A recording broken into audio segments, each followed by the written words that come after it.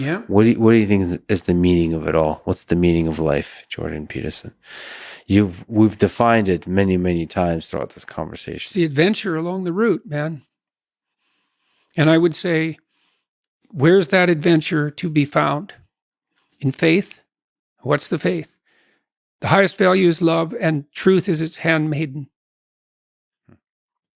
That's a statement of faith, right? Because you can't tell. You have to act it out to see if it's true. Yeah. And so you can't even find out without, and that's so peculiar. You have to make the commitment a priority.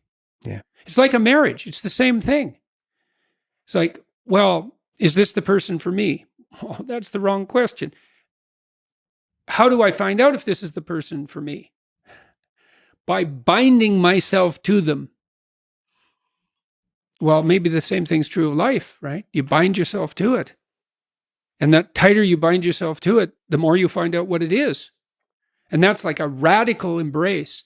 And it's a really radical embrace. That's the crucifix symbol. And more than that, because like I said, the full passion story isn't death.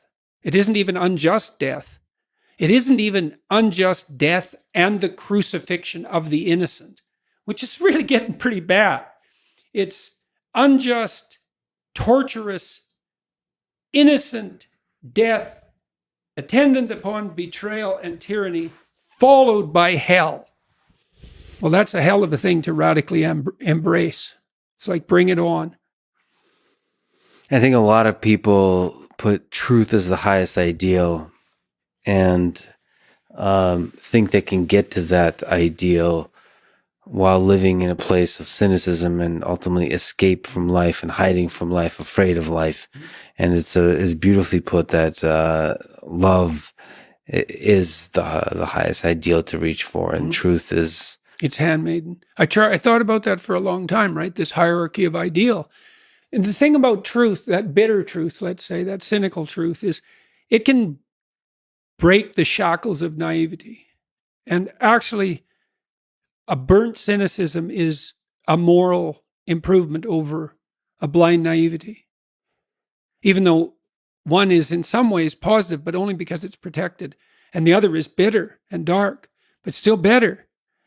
But you're not done at that point. You're just barely started. It's like, you're cynical. You're not cynical enough. It's like, how cynical are you? Are you, I'm an Auschwitz prison guard level of cynical? Because you have to go down pretty deep into the weeds before you find that part of you. But you can find it if you want. And then you think, well, I want to stop this.